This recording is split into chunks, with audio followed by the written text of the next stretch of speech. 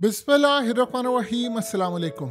America के साथ इतना बड़ा हाथ हुआ है, इतना बड़ा हाथ हुआ है यमन की जंग में कि अब उन्होंने इजराइल को बताया है कि अभी तो ये शुरुआत है, हमारे साथ न जाने क्या होगा। और अमेरिका के लिए बहुत बड़ा अफगानिस्तान बनने जा रहा है यमन। हुआ क्या है? हुआ ये है कि पिछले 3 दिन से अमेरिका ने बहुत पूरी इंटेलिजेंस मालूमात इकट्ठी की और इंटेलिजेंस मालूमात इकट्ठी करके उसने जाकर हमला किया यमन के ऊपर। अब जब उसने यमन पर हमला किया तो पूरी दुनिया में तहलका मच गया। अब जाहिर सी बात है उन्होंने जवाब देना है, लेकिन जो आज डेवलपमेंट हुई है उसने तो रोंगटे खड़े कर दिए हैं। इंफॉर्मेशन जो निकलकर बाहर सामने आई है कि अमेरिका के पास जो इंटेलिजेंस मालूमात थी उसके मुताबिक ये था, इन्होंने तकरीबन 60 के करीब यानी हमले किए, छोटे बड़े, और उन हमलों के बाद फिर इन्होंने बड़े हमले और भी किए। और उन हमलों के अंदर इनके पास इंफॉर्मेशन थी कि फलानी जगह पर यमन की जो खास तौर पर मिसाइल फैक्ट्री है, यहाँ पर इनके मिसाइल स्टोर हुए हैं, यहाँ पर इनके ड्रोन स्टोर हुए हैं, यहाँ पर इनका कमांड सेंटर है, अम्यूनेशन डिपो है और ये तमाम चीज़ें, और सबसे बढ़कर इनका एयर डिफेंस सिस्टम। अब हुआ ये था कि अमेरिका ने दबड़दूर जाकर वहां पर हमले शुरू कर दिए और आए, और 3 दिन लगातार किए। अमेरिका के बड़े खतरनाक मिसाइल, टोमाहॉक मिसाइल और दूसरे वो सारे वहां पर लगे, लेकिन अमेरिका को अंदाजा नहीं था कि उसके साथ हुआ क्या है। अब ये वापस जब आए तो पता ये चला कि अमेरिका को जो इंटेलिजेंस मालूमात थी यमन के बारे में वो सारी आउटडेटेड थी, यानी वो पुरानी थी। अब यहां पर यमन ने ट्रिक खेला है। किसने ट्रिक खेला है? इन्होंने काम ये किया कि अमेरिका ने टेक्नोलॉजी की मदद से, सैटेलाइट की मदद से नीचे इंटेलिजेंस मालूमात इकट्ठी की और वहां पर देखा कि यहाँ पर इनकी फैक्ट्रीज हैं, यहाँ पर इनका सिस्टम है, हम अगर सारा कुछ तबाह कर देते हैं तो ये हम पर हमला नहीं कर पाएंगे। अब उन्होंने काम क्या किया कि नीचे जो फैक्ट्रीज थी वो डमी थी। वो डमी किस तरह थी? वो डमी कुछ इस तरह से थी कि यानी वो सिर्फ दिखावे के लिए थी। वहां से सारा कमांड सेंटर, चीजें, सब कुछ उठाकर वो कहीं और पहले से उन्होंने मुंतकिल किया हुआ था, और उनको पता था कि अमेरिका ने हमला करना है, और उनको ये भी पता था कि अमेरिका को डिच कैसे करना है। अमेरिका सारा रिलाय कर रहा था टेक्नोलॉजी के ऊपर। जैसे इसराइल ने हमास के साथ लड़ाई के वक्त सब कुछ अपना दारोमदार टेक्नोलॉजी के ऊपर रखा कि हमारे पास टेक्नोलॉजी की मालूमात है, इंटेलिजेंस मालूमात है, हम हमला कर देंगे, फलाना करेंगे। और वहां पर जाकर आज 100 दिन हो गए हैं कि इसराइल फंस गया है। उनके टैंक सब, उनको पता ही नहीं था सुरंगें कहां पर है। एग्जैक्टली यमन ने उनके साथ ये किया। अब ये इतना बड़ा अमेरिका को झटका लगा है कि उन्होंने जो उनके पास सबसे अहम तरीन इंटेलिजेंस मालूमात थी, इससे ऊपर उनके पास कुछ नहीं था। याद रखिएगा, जो पहले हमले होते हैं वो सबसे ज्यादा खतरनाक होते हैं, जिसमें आपने जाकर कोशिश ये करनी होती है कि आप अगले का सारा कुछ उड़ा दें, नुकसान कर दें और वो लड़ने के काबिल ना रहे।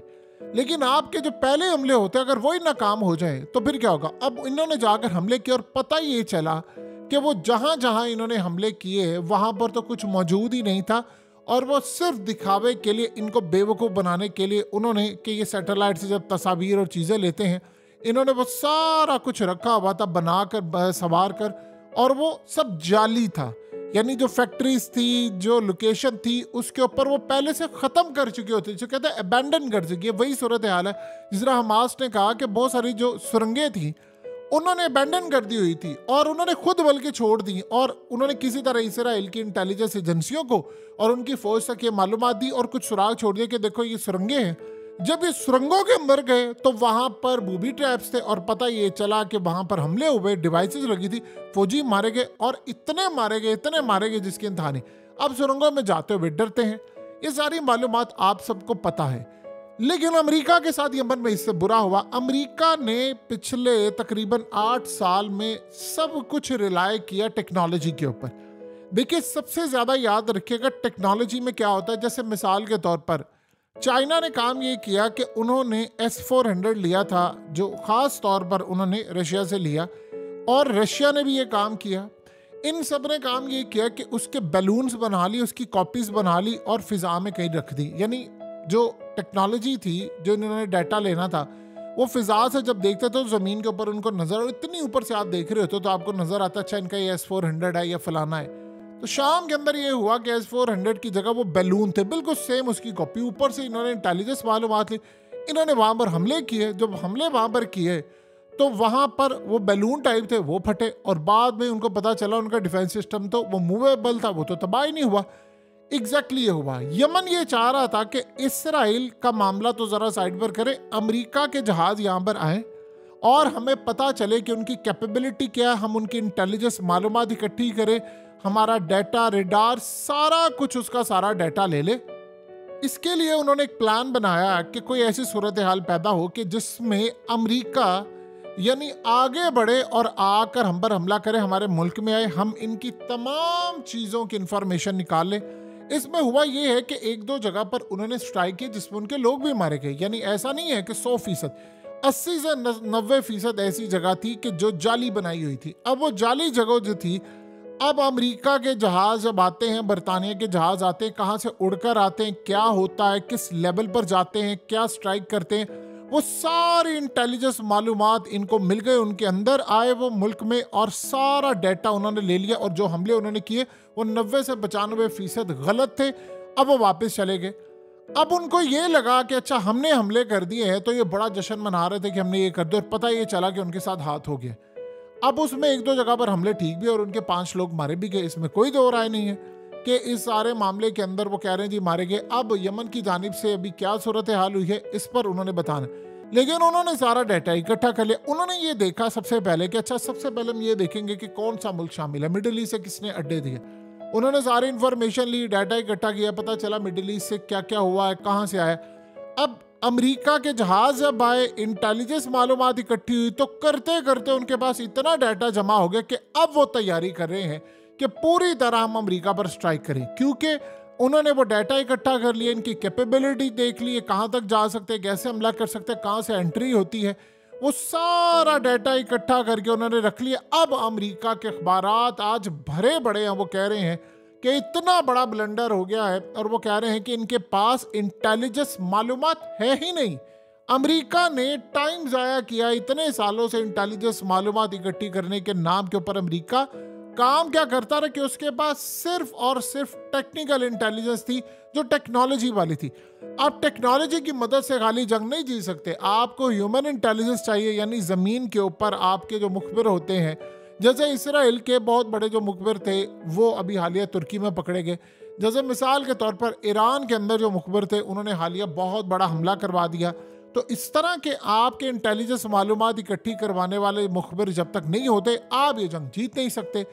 अब उनको सबसे बड़ा झटका ये लगा है कि पहले अमेरिका ने 60 टारगेट किए 16 लोकेशन के ऊपर, फिर उसके बाद उन्होंने 30 से 60 मिनट के अंदर दूसरा टारगेट किया, फिर इसी तरह उन्होंने 12, यानी वो करते करते अब इस सारी सूरत हाल में उन्होंने काम ये किया था कि जो मिसाइल की एंटीशिप खासतौर पर मिसाइल थे, हम उनको जाकर तबाह करेंगे, तो ये हमारे जो नेवल बेसिस है उसको फ़ायदा देगी, और सबसे बढ़कर जो हमारे वॉरशिप है यानी ये जहाज़ हैं, इसके ऊपर यमन हमला नहीं कर पाएगा। तो उन्होंने जाकर जहाँ पर हमला किया वहाँ तो मिसाइल थे ही नहीं, वहाँ पर तो इनको पता नहीं, अब उनको पता ही नहीं है इनके मिसाइल हैं कहाँ पर है। यानी ये उनके लिए अब इतना बड़ा झटका ये लगा है कि अमेरिका के पास ये हतमी इंटेलिजेंस मालूमात थी, आखिरी थी जिसे कह सकते हैं कि जी यहाँ पर हमला हो सकता है यहाँ पर। अब उनको ये समझ आ रही है कि हमारे लिए अभी अगला अफगानिस्तान बनने के लिए जा रहे हैं। अब ये कहानी उनके लिए इतनी खतरनाक हो गई है कि कंट्रोल से उनके सारी की सारी चीज़ें बाहर है। उनको ये बात समझ नहीं आ पा रही कि अब हम क्या करें, क्योंकि उनके पास मजीद इंटेलिजेंस मालूमात है ही नहीं। यानी आप ये समझ लें कि उनके पास मजीद कैपेसिटी नहीं है कि कहाँ पर हमला करना है। अब वो सिर्फ वेट कर रहे हैं कि यमन ने हमला करना है। अब यमन ने सारे इंटेलिजेंस मालूमात इकट्ठी कर ली, इनके जहाज़ आ गए, उनका सारा डाटा ले लिया, ट्रैक कर लिया, कहाँ से आते हैं, कहाँ पर जाते हैं, कितना टाइम लगता है, हम हमला कब करेंगे, तो क्या उसकी फिजिबिलिटी होगी। वो करते करते अब अमेरिका के पैरों तले ज़मीन निकल गई। अब उनको ये बात समझ ही नहीं आ पा रही कि हमें ना तो उनके डिफेंस सिस्टम का पता है, ना कमांड सेंटर का, ना एम्यूनिशन डिपो का, और ना ही हमें उनकी स्टोरेज का पता है जहाँ पर ड्रोन बनाए जाते हैं, मिसाइल बनाए जा रहे हैं, रखे हुए हैं।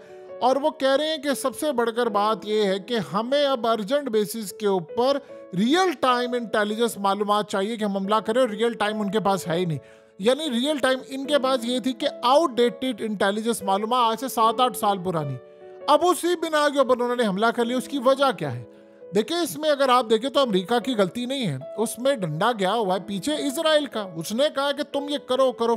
अब उसने, देखिए, आपने जब कोई काम करना होता है, जो कोई ऑपरेशन करना होता है, तो आपको वो सूरत हाल सामने रखनी है। अमेरिका ने अफगानिस्तान के अंदर जो गलतियां की थी एग्जैक्टली यहां पर हो रही हैं। उधर तो चलिए फिर भी उनके पास बहुत सारी चीज़ें थी, उसने इंटेलिजेंस मालूमात इकट्ठी की, उसके जासूस तैयारे थे, पाकिस्तान में बेस हो गई थी, वो उड़ते थे, कुछ भी था, लेकिन फिर भी सबके बावजूद ह्यूमन इंटेलिजेंस उसके पास नहीं थी। ये एक अलग फैक्टर है।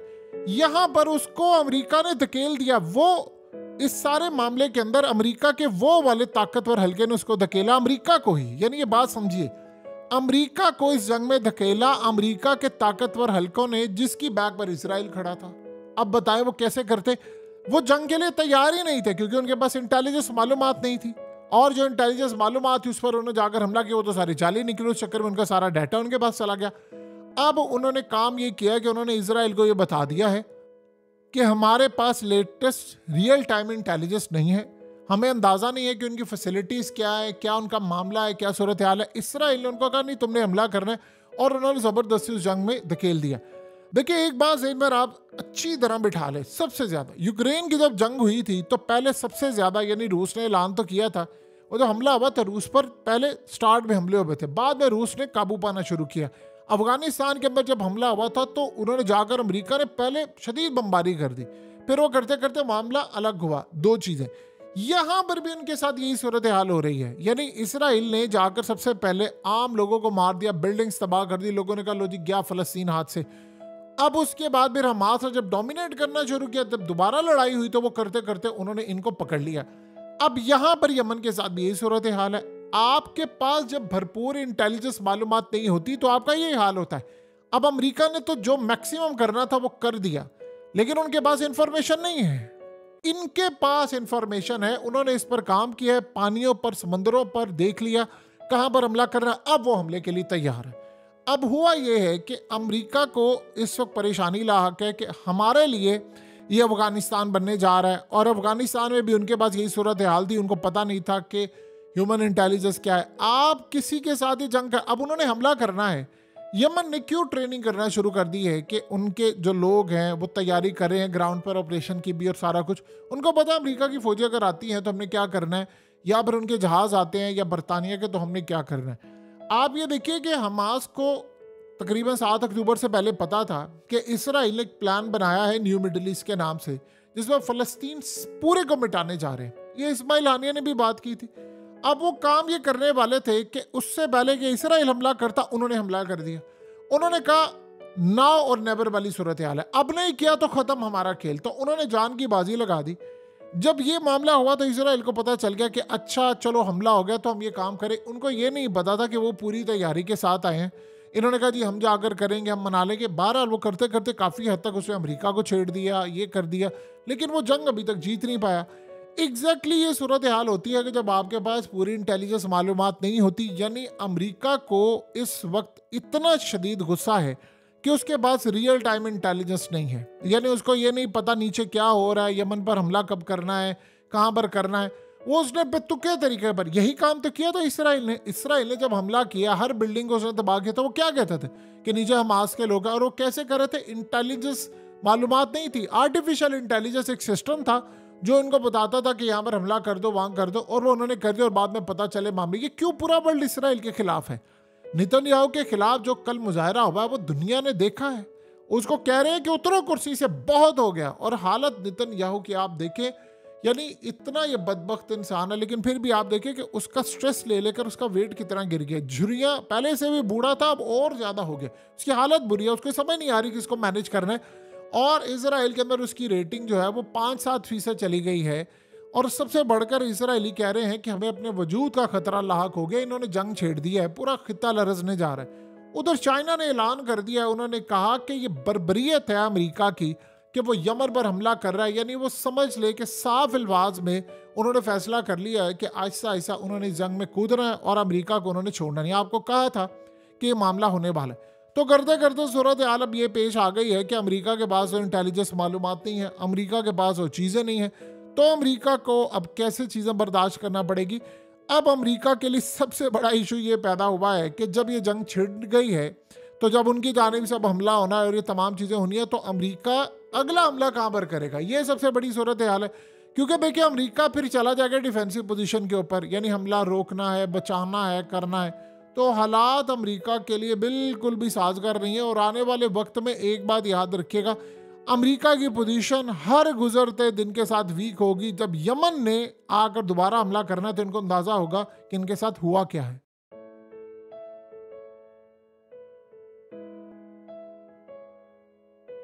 हकीकत टीवी को सब्सक्राइब करना मत भूलें, वीडियो को लाइक करें, शेयर करें और कमेंट सेक्शन में अपनी राय का इजहार ज़रूर करें।